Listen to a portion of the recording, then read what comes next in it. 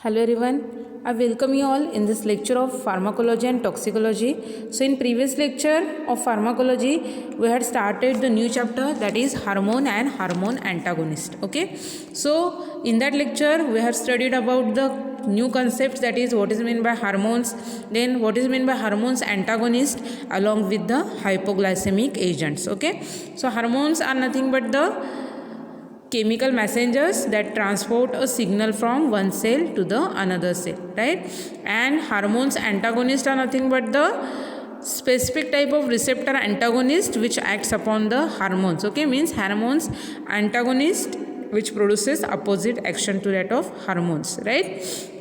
So under this category we had started the new part, that is hypoglycemic agent. Okay, आणि त्याच्यामध्ये आपण insulin ही concept समजून घेतली होती. इन्सुलिन म्हणजे काय, कुठे सिक्रेशन होतं, त्याची ॲक्शन कशी आहे, ओके, त्याचं स्टोरेज सिंथेसिस कसं होतं, या सगळ्या प्रोसेस आपण प्रिव्हियस लेक्चरमध्ये समजून घेतलेल्या आहेत. ओके, त्याच्यानंतर आपण डायबिटीस मेलायटस हा जो डिसऑर्डर आहे which is related to a insulin related disorder आहे. ओके, इन्सुलिनच्या रिलेटेड जो डायबिटीस मेलायटस हा हार्मोनल डिसऑर्डर आहे त्या आपण डिस्कस केलं होतं, right. So from today's lecture we proceed for the next part of this oral, that is next part of this hypoglycemic agent, that is preparations of insulin. Okay, so this insulin is used mainly to treat diabetes mellitus. Okay, so diabetes mellitus या डिसऑर्डर्सच्या ट्रीटमेंटसाठी mainly insulin use केलं जातं, but may also be use to stimulate the appetite. Okay, पण भूक वाढवण्यासाठी सुद्धा इन्सुलिनचा यूज केला जातो. Then to produce a hypoglycaemic convulsions in schizophrenia. Okay, so schizophrenia डिसऑर्डरमध्ये हायपोग्लायसेमिक कन्व्हल्जन्स प्रोड्यूस करण्यासाठी सुद्धा इन्सुलिनचा यूज केला जातो. ओके, सिझोफ्रेनियामध्ये काय होतं की पर्सनची जी ॲबिलिटी आहे तो थिंकिंगची, फिलिंगची किंवा बिहेव करण्याची जी पर्सनची ॲबिलिटी आहे ती काय होते, डिस्टर्ब होते. ओके, ती अफेक्ट झालेली असते. सो त्या कंडिशनमध्ये जे हायपोग्लायसेमिक कन्व्हल्जन्स गरजेचे आहेत ते प्रोड्यूस करण्यासाठी इन्सुलिनचा यूज केला जातो. Okay, another use of insulin is that to treat the hyperkalaemia condition. Okay, hyperkalaemia म्हणजे काय, तर increase in to the concentration of potassium ions, right. So insulin काय करतात, जसं ग्लुकोजची सेलमध्ये परमिएबिलिटी इन्क्रीज करतात तसंच पोटॅशियम आयन्सची सुद्धा परमिएबिलिटी आहे सेलमध्ये जाण्याची, तिथे इन्क्रीज करतात. ओके, सो त्याच्यामुळे पोटॅशियम आयन्स युटिलायझेशन इन्क्रीज होतं आणि त्याच्यामुळे त्याची जी क्वांटिटी आहे, त्याचं जे कॉन्सन्ट्रेशन आहे ते काय होतं, हळूहळू कमी होतं. ओके, सो त्याच्यामुळे इन्सुलिन आहे डायबिटीस मेलायटसच्या ट्रीटमेंटसाठी यूज केलं जातं अलॉंग विथ ॲपेटाईट, भूक वाढवण्यासाठी.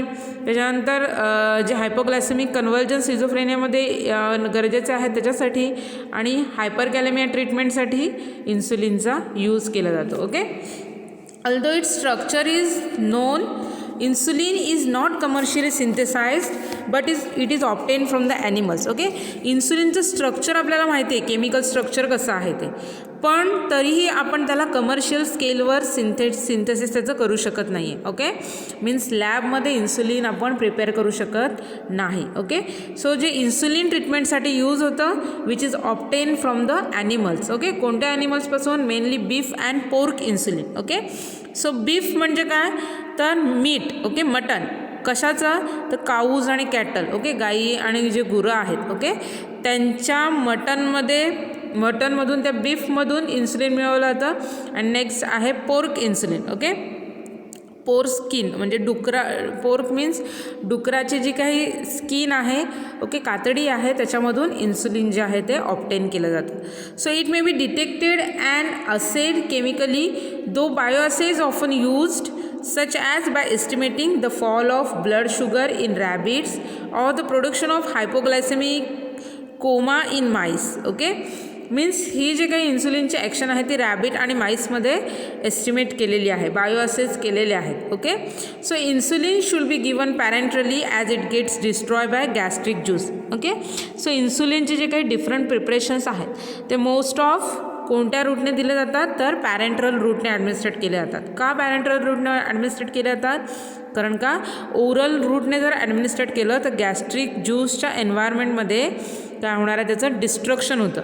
सो त्याच्यामुळे ते त्यांची ॲक्शन शो करणार नाही, त्याच्यामुळे इन्सुलिन जे आहे ते पॅरेंट्रली ॲडमिनिस्ट्रेट केले जातात. Okay, Nowadays number of preparations are available, and these preparations are of two main types, those of short duration and relatively rapid action, and others whose actions are slow in onset and last for longer periods. Okay, पण आता खूप इन्सुलिनचे preparations आहेत ते available आहेत. Okay, short duration आहे, rapid duration आहे, intermediate ड्युरेशनचे action show करणारे जे इन्सुलिनचे प्रिपरेशन्स आहेत ते अवेलेबल्स आहेत. ओके, सो आता आपण इन्सुलिनचे प्रिपरेशन्स बघणार आहोत. त्याच्यामध्ये फर्स्ट आहे insulin injection IP. Okay, which is also known as soluble insulin.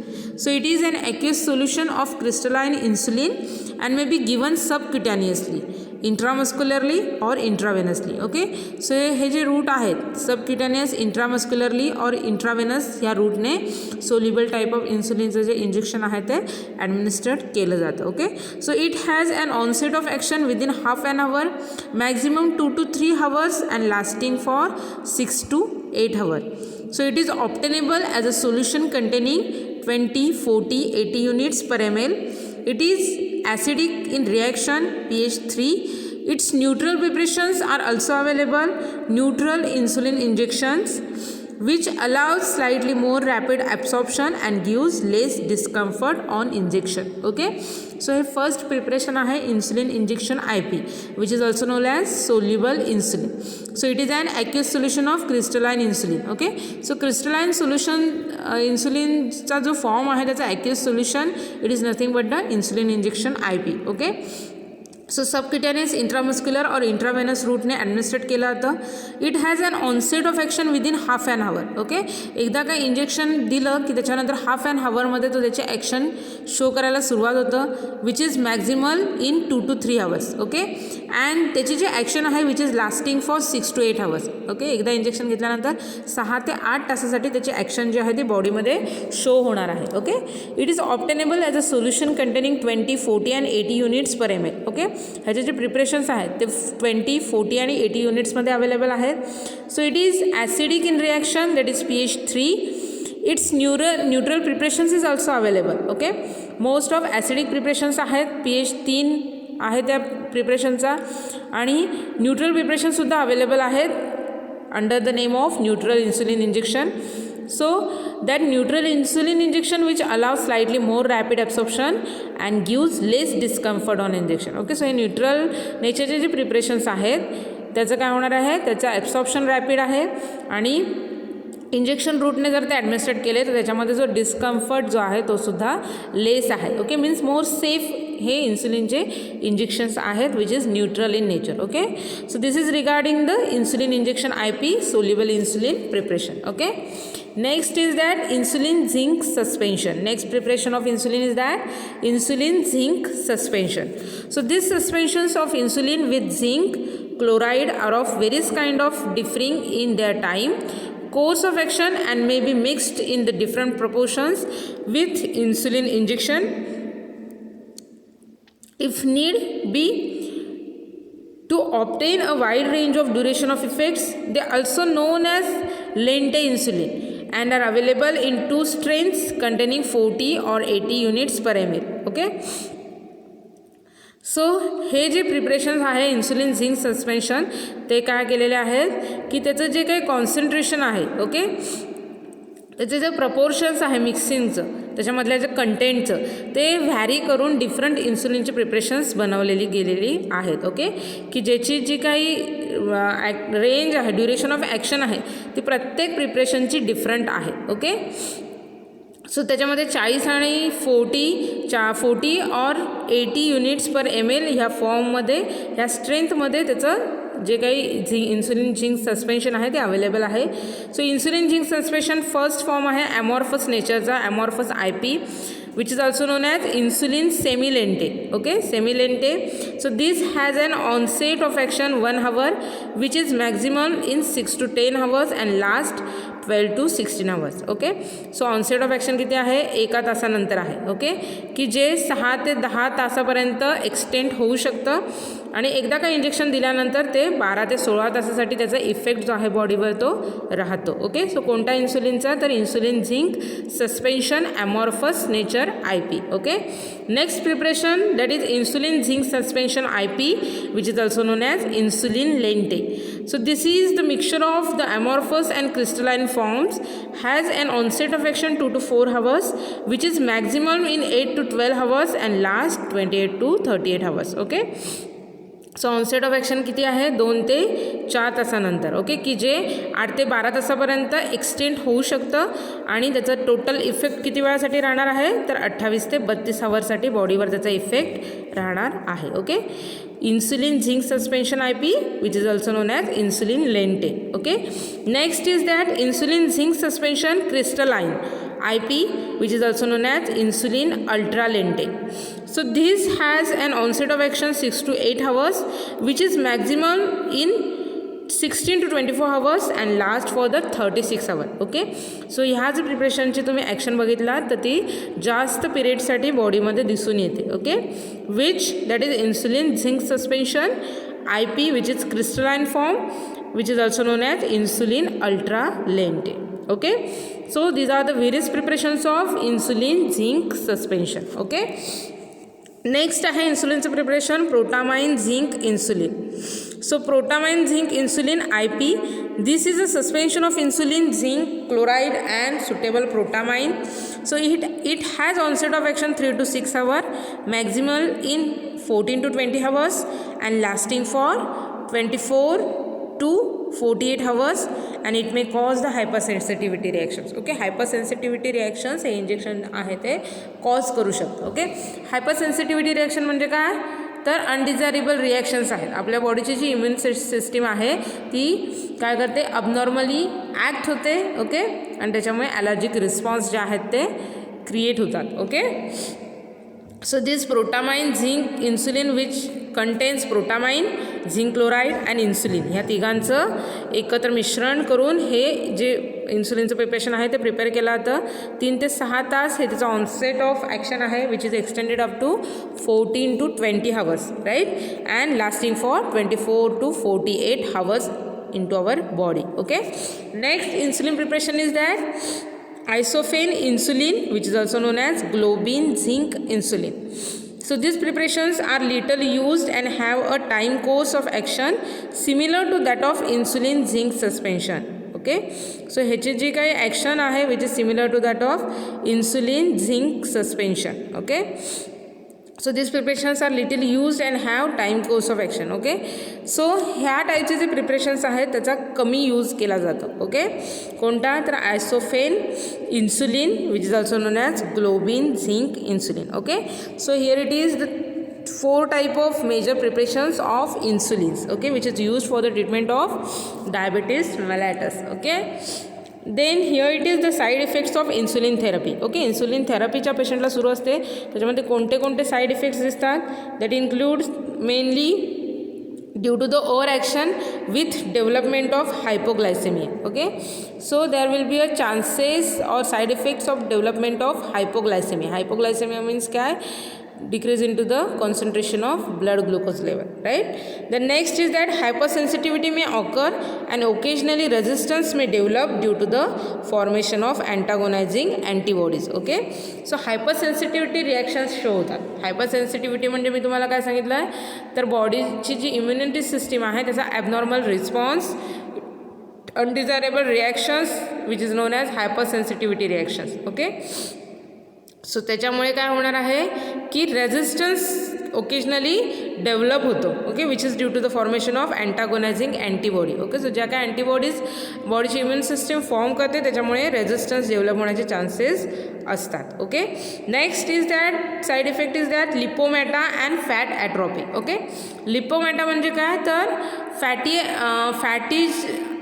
फॅटीचे जे टिश्यूज आहेत, ओके, फॅट कंटेनिंग जे टिश्यूज आहेत ते काय, त्यांच्यामध्ये काय होतं, ट्युमर फॉर्म होतं. Okay, and atrophy, fat atrophy म्हणजे काय, तर loss of fatty tissues in localised area of body. Okay, and that can be cause a pitting, scarring and bumps. Okay, म्हणजे जो लोकल एरिया आहे बॉडीचा जिथे इन्सुलिनचे प्रिपरेशन्स आहेत ते इंजेक्ट केले जातात. ओके, तिथे काय होणार आहे, फॅट लॉस होणार आहे. त्या टिश्यूमधून फॅट लॉस होतं आणि त्याच्यामुळे pitting, scarring and bumps form होतात. Okay, that is nothing but the fat atrophy. Okay, आणि फॅटचे जे ट्युमर फॉर्म होतात which is known as lipomata. Okay, so this lipomata and fat atrophy can occur at the site of repeated injection and may cause the erratic absorption. Okay, so हे जे काही इन्सुलिनचे preparations आहेत which shows the erratic absorption effect due to the formation of lipomata and fat atrophy. Okay,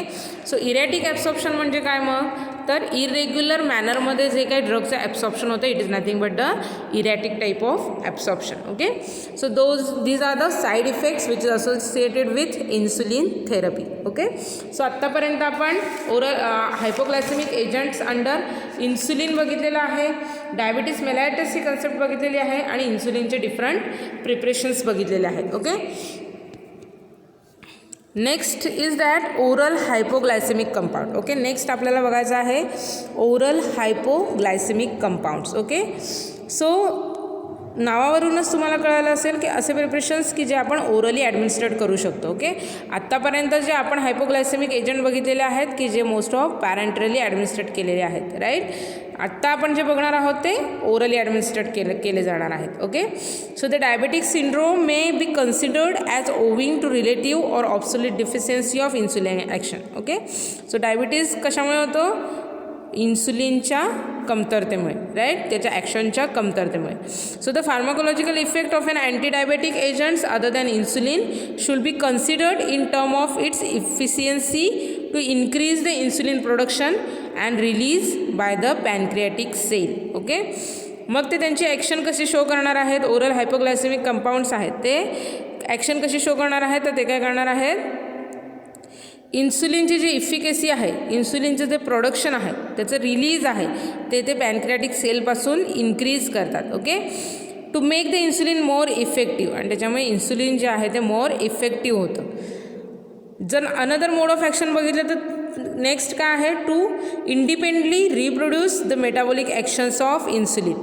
इन्सुलिनचे जे metabolic actions आहेत ते हे oral hypoglycaemic agent जे आहेत ते इंडिव्हिज्युअली काय करणार आहेत. ओके, जो ज्या काही इन्सुलिनच्या ॲक्शन्स आहेत मेटाबॉलिक ॲक्शन ते रिप्रोड्यूस करणार आहेत. Okay, so there are two main classes of drug with and insulin like action that include sulfonylurea and biguanides. Okay, so sulfonylurea आणि बायगोनाइड्स ह्या कॅटेगरीमध्ये जे ड्रग्स येतात which shows the similar actions to that of insulin. Okay, and they effective through the oral route, so that's why they comes under the oral hypoglycemic compounds. Okay, so first is that sulfonylurea.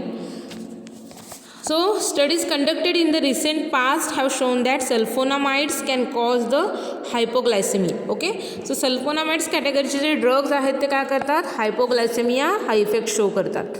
Hypoglycaemia म्हणजे काय, तर decrease in to the concentration of body glucose level.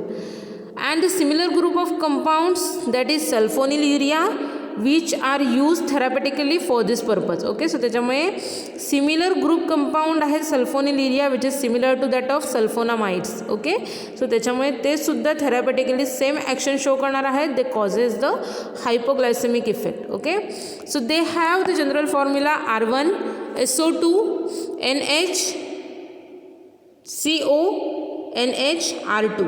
Okay, where R1 is a benzene ring and R2 generally simple 3,4 carbon chain. Okay, R1 group जो आहे त्याच्यामध्ये त्याला benzene ring attach असणार आहे आणि R2 ग्रुप जो आहे त्याला काय आहे तर 3 to 4 carbon chain containing compound attach असणार आहे. Okay, so the chief differences between the various derivatives are in the speed of their absorption and elimination. Okay, so sulfonylurea under जे डिफरंट डेरिव्हेटिव्ज आहेत, डिफरंट ड्रग्ज आहेत. Okay, so they are differ from each other by the speed of their absorption and elimination. त्याचा जो absorption rate आहे आणि elimination rate आहे तो different आहे आणि त्या डिफरंट रेटमुळे ते एकमेकांपासून इझिली डिफर होऊ शकतात. Okay, so the sulfonylurea stimulate the pancreatic beta cells to produce a greater amounts of insulin and inhibits the output of glucose from the liver. Okay,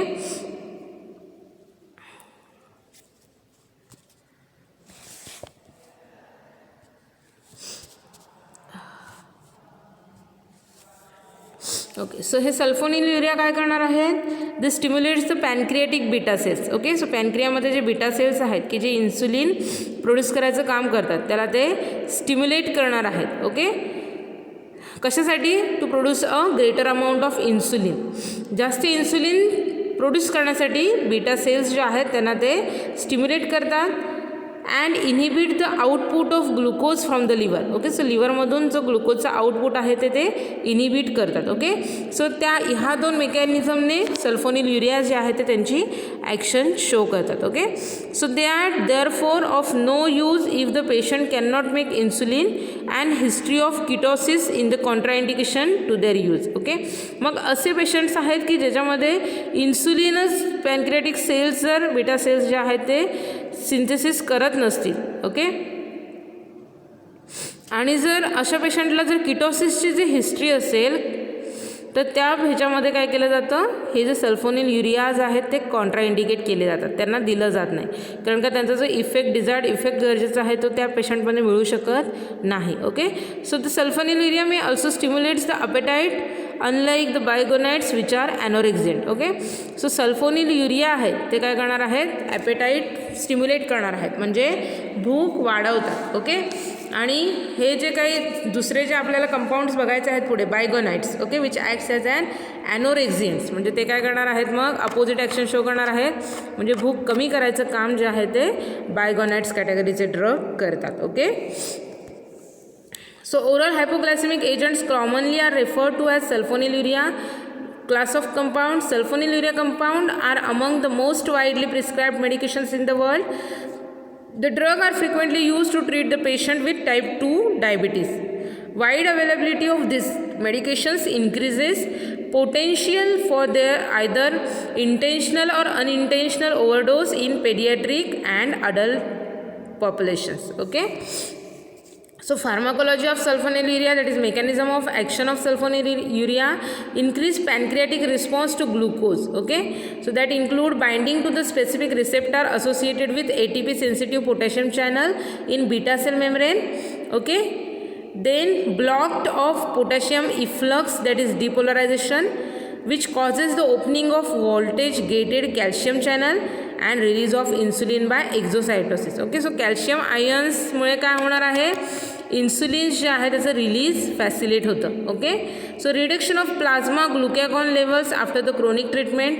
mechanism is unclear but could be related to the enhance release of both insulin and somatostatin which inhibits the A cells secretion. Okay. So pharmacological actions जर आपण सल्फोनिलयुरियाची जर action बघितली, मोड of action, तर ते काय करणार आहेत की they act on the ATP sensitive potassium channel. Okay. की जे बीटा सेल्स मेम्ब्रेन्समध्ये प्रेझेंट आहेत.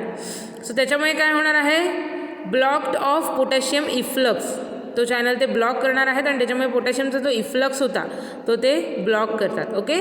Then opening of voltage gated channel, potassium channel block झाल्यामुळे काय होणार आहे, व्होल्टेज गेटेड कॅल्शियम चॅनल आहे तो ओपन होणार आहे. Okay. And due to the opening of this calcium channel there will be a release of insulin, त्याच्यामुळे जास्त इन्सुलिनचं रिलीज जे आहे ते फॅसिलेट होतं. Okay. So this sulfonylurea which act by this mechanism. Okay. So sulfonylureas are likely to bind to the ATP sensitive potassium channel receptor on the pancreatic cell surface, reducing potassium conduction and causing depolarization of the membrane. Depolarization that stimulates the calcium ion influx through the voltage sensitive calcium channel, raising the intracellular concentration of calcium ions which induces the secretion of insulin. Okay. So calcium ions जास्त इफ्लेक्स झाल्यामुळे intracellular रिजनला entry झाल्यामुळे काय होणार आहे, इन्सुलिनचं जे release आहे ते फॅसिलेट करतात. ओके. आणि मग इन्सुलिनचा जास्त रिलीज व्हायला सुरुवात होते. Okay. So the adverse effect of sulfonylurea that includes metabolic effect, hypoglycemic reactions are there. Then allergic skin reactions that includes itching, skin rashes, urticaria. Then other effects that includes disulfiram like reactions in the patient ingesting alcohol. Then dilutional hyponatremia, SIAD, that is with symptoms of water intoxication mainly in chloropropamide. Okay. So disulfiram like reactions patient ingesting of alcohol. Okay, alcohol घेणाऱ्या पेशंटमध्ये जर disulfiram दिलं गेलं तर त्याच्यानंतर जे reactions मिळतात तशाच same ह्या ड्रगचा क्लोरप्रोप्रामाइड हा जो ड्रग आहे विच कम्स अंडर द सल्फोनिल्युरिया हा ॲडमिनिस्ट्रेट केल्यामुळे सेम तसेच रिॲक्शन्स मिळणार आहेत. ओके, पेशंटला वॉमिटिंग होते, विकनेस येतो. ओके, like symptoms arise होतात. Okay, so these are the adverse effect which is associated with sulfonylurea. Okay, next drug आहे under the sulfonylurea that is tolbutamide. ओके, so tolbutamide हा drug आहे. tolbutamide get readily absorbed and has a plasma half life 4 to 6 hours and need to be given 2 to 3 times a day. So it is rapidly converted by the liver to inactive carboxytolbutamide and excreted via urine and may give a false positive test for the protein if sulfosalicylic acid test is used. Okay, so tolbutamide drug आहे which is readily absorbed and plasma life आहे त्याची 4 to 6 hour. Okay, which need to be given 2 to 3 times a day. Okay, so त्याच्यामुळे दिवसातून 2 ते 3 वेळा घेणं गरजेचं आहे. It is rapidly converted by the liver to inactive carboxytolbutamide. Okay, एकदा का टोल्बिटामाइड घेतलं की मेटाबॉलिझम नंतर त्याला इनॅक्टिव्ह मेटाबोलाइट्समध्ये कन्वर्ट केलं जातं. Okay, and that inactive metabolites that is carboxytolbutamide which is excreted via urine. Okay, so युरिनमधून एक्सक्रिटेड झाल्यामुळे काय होतं आहे, it may give a false positive test for the protein. Okay, if sulfosalicylic acid test is used. Okay, sulfosalicylic acid test जर एस्टिमेशनसाठी use केली गेली असेल युरिनच्या एस्टिमेशनसाठी तर त्याचे फाल्स रिझल्ट येण्याचे चान्सेस आहेत जर पेशंटला टोल्बिटामाइड ड्रगची थेरपी सुरू असेल तर. Okay, next drug is that chlorpropamide. So this drug is bound to plasma protein and has much longer half life 40 hours than tolbutamide. So it need to be given only once a day. It is little metabolized and excreted through the kidney. Any metabolite formed also exhibits hypoglycemic action. It is more toxic than tolbutamides and there is a greater danger of hypoglycemia. Besides this, it may also cause the allergic rashes, jaundice, gastrointestinal upsets and intolerance to the alcohol similar to that of disulfiram. Okay, so this chlorpropamide drugs which bound to the plasma protein. Okay, आणि plasma प्रोटीनला bound झाल्यामुळे काय त्याची half life आहे which is more longer. Okay, 40 hours एवढी त्याची half life आहे.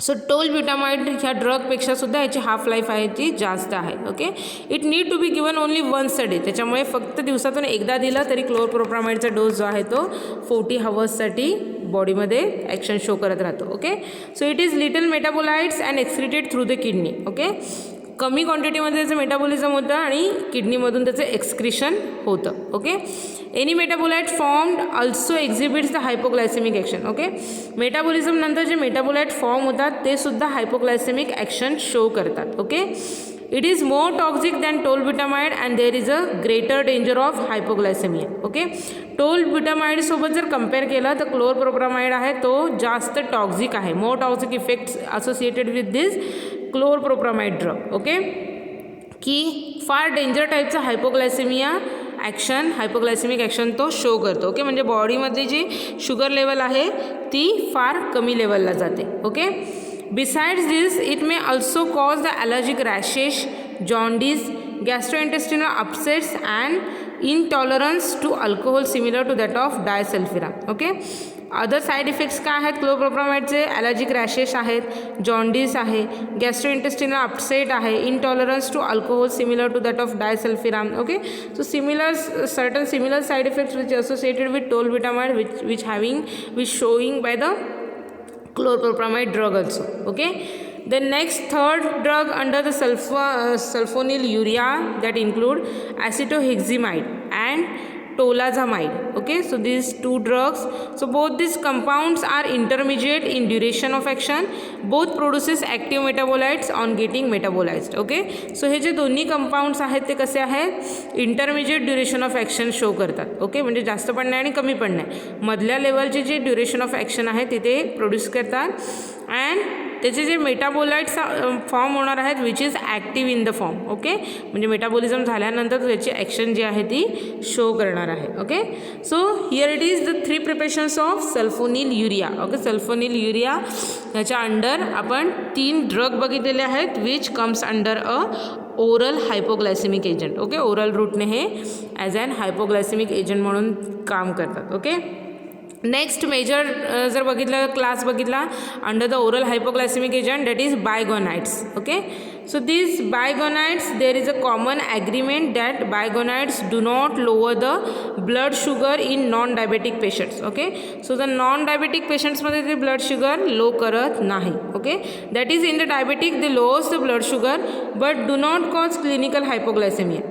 diabetes patient मध्ये ते blood sugar low करतात पण क्लिनिकल हायपोग्लायसेमिया ही कंडिशन ते अराइज करत नाही. Okay, so they do not stimulate the release or production of endogenous insulin may actually reduce it. Okay, so ते काय करणार आहेत की आतमध्ये जे इन्सुलिनचं रिलीज आहे त्याचं प्रोडक्शन आहे ते इन्क्रीज करत नाही, ते स्टिम्युलेट करत नाही. ओके, तर ते रिड्यूस करतात. Okay, and they stimulates the peripheral utilisation of glucose either directly or by facilitating insulin action. Okay, मग ते त्यांची ॲक्शन कशी शो करणार आहेत as and हायपोग्लायसेमिक agent.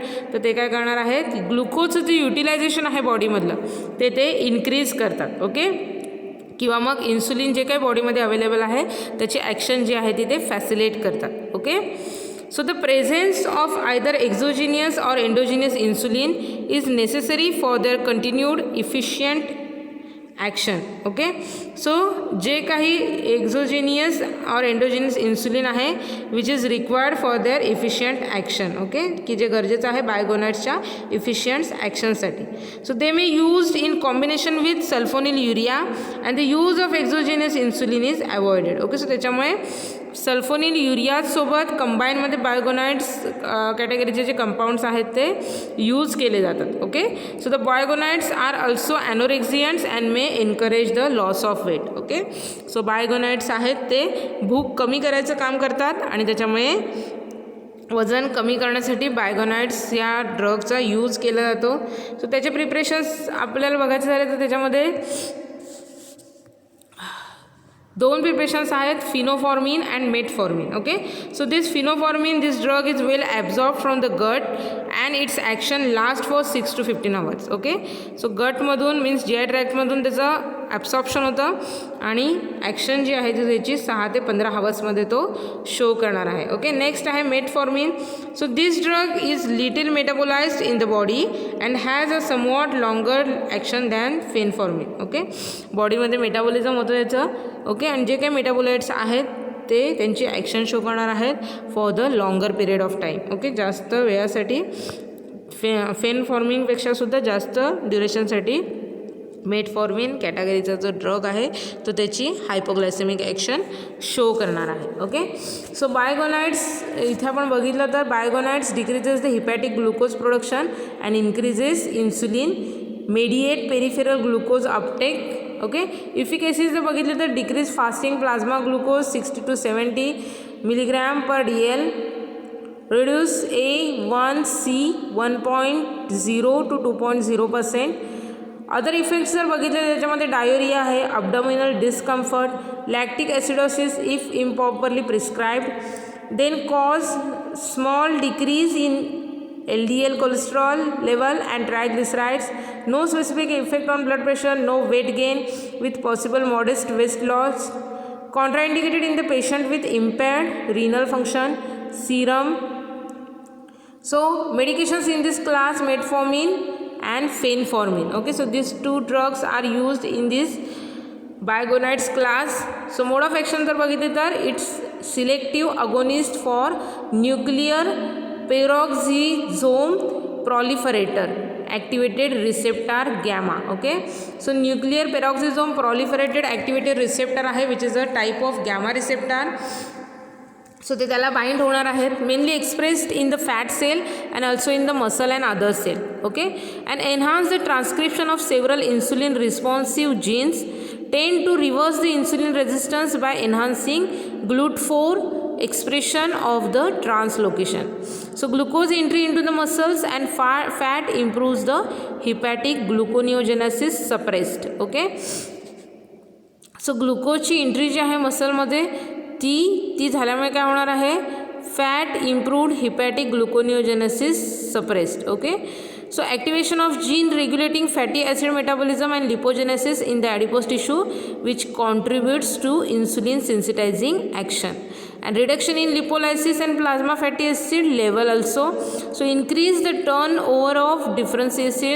turnover and differentiation of adipose tissues. Okay, so त्याच्यामुळे ॲडिपोज टिश्यूचा जो turnover आहे तो काय होणार आहे, इन्क्रीज होणार आहे. ओके, सो हे here it is the oral hypoglycaemic agent part is completed. Okay, so आत्तापर्यंत आपण ह्या चॅप्टरमध्ये हार्मोन्स आणि हार्मोन्स अँटागोनिस्टमध्ये हार्मोन्स आणि हार्मोन्स अँटागोनिस्ट डेफिनेशन बघितलेलं आहे. त्याच्यानंतर हायपोग्लायसेमिक एजंट्स अंडर आपण इन्सुलिन मेजर प्रिपरेशन्स बघितलेलं आहे. त्यानंतर डायबिटीस मेलायटस ही कंडिशन समजून घेतलेली आहे. इन्सुलिनचे डिफरंट प्रिपरेशन्स बघितलेले आहेत. इन्सुलिनचे साईड इफेक्ट डिस्कस केलेले आहेत. ओके, आणि त्याच्यानंतर नेक्स्ट पार्टमध्ये आपण ओरल हायपोग्लायसेमिक कंपाऊंड्स बघितलेले आहेत. त्याच्यामध्ये सल्फोनिल युरिया अँड बायगोनाइड्स कॅटेगरीचे कंपाऊंड्स बघितलेले आहेत. Okay, so exam point of view जर बघितलं तर हा फार इम्पॉर्टंट पार्ट आहे. एक्झाममध्ये डायरेक्ट क्वेश्चन ओरल हायपोग्लायसेमिक एजंटवर नोट असा विचारला जाऊ शकतो किंवा हायपोग्लायसेमिक एजंटवर वोल नोट विचारली जाते. ओके, सो इन्सुलिनच्या प्रिपरेशन्सवर सुद्धा सेपरेट क्वेश्चन विचारला गेलेला आहे. ओके, सो डिपेंडिंग अपॉन कोणता क्वेश्चन विचारलेला आहे त्याच्यानुसार आपल्याला त्या पार्टमध्ये त्या क्वेश्चनमध्ये ती जी स्पेसिफिक आन्सर्स आहेत ती लिहायची आहेत. ओके, सो आजच्या लेक्चरमधला जर कोणता पॉईंट तुम्हाला समजला नसेल तर तुम्ही मला पर्सनल मेसेज करून विचारू शकता. ओके, सो आजचं लेक्चर मी इथेच संपवते. नेक्स्ट लेक्चरमध्ये आपण नेक्स्ट पार्ट जो आहे हार्मोन आणि हार्मोन अँटागोनिस्टचा अँटीथायरॉईड ड्रग आणि त्याच्यानंतर आपल्याला sex hormone and oral contraceptive हा पार्ट कंप्लीट करायचा आहे. मग आपला जो हा hormone and hormone antagonist chapter जो आहे तो कंप्लीट होईल. ओके, सो तर आपण नेक्स्ट लेक्चरमध्ये करूया. Okay, so thank you for listening me. Happy learning to all of you. Stay home, stay safe, stay healthy, take care all of you. Good bye.